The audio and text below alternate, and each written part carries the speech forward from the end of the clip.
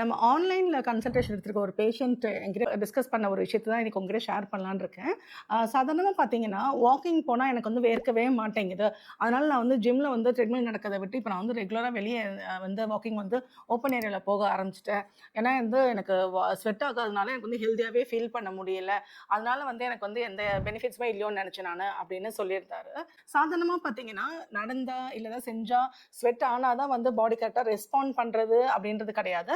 சாதாரணமா பார்த்தீங்கன்னா, ஸ்வெட்ன்றது நம்மளோட பாடி டெம்பரேச்சர் மேனேஜ் பண்றதுக்காக உடம்பு வந்து வெளியேற்றப்படுத்தப்படுற அந்த தண்ணி தான் வந்து ஸ்வெட்.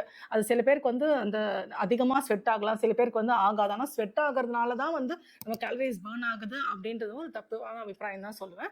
சாதாரணமா பார்த்தீங்கன்னா, நீங்க நடக்கும்போதே உங்களுக்கு வந்து கேலரீஸ் வந்து பர்ன் ஆகும். அதே மாதிரி உங்க இன்சுலின் சென்சிட்டிவ் வந்து இம்ப்ரூவ் பண்ணும். அதுக்காக தான் டயபெட்டிக் பேஷண்ட்க்கு வந்து ரெகுலரா வாக்கிங் பண்ணுங்கன்றத இன்சிஸ்ட் பண்ணிட்டே இருக்கோம். ஸோ நீங்க நடந்தா வேர்வை வரணும் அப்படின்றதுக்காக நீங்க வந்து வெளிய தான் நடக்கணும்னு கிடையாது. நீங்க அது ஜிம்லயும் நடக்கலாம். ஆனா, நீங்க வந்து எப்ப நடக்கிறீங்க? எவ்வளோ நேரம் நடக்கிறீங்க? எவ்வளோ கன்சிஸ்டன்ட் நடக்கிறீங்க? அப்படின்றது மட்டும் நீங்க வந்து கவனமா வச்சுக்கோங்க. ஸோ இந்த மாரி டயபெட்டிஸ் பத்தின இன்ஃபர்மேஷனுக்கு நம்மளோட சேனல ஃபாலோ பண்ணிக்கோங்க. Thank you.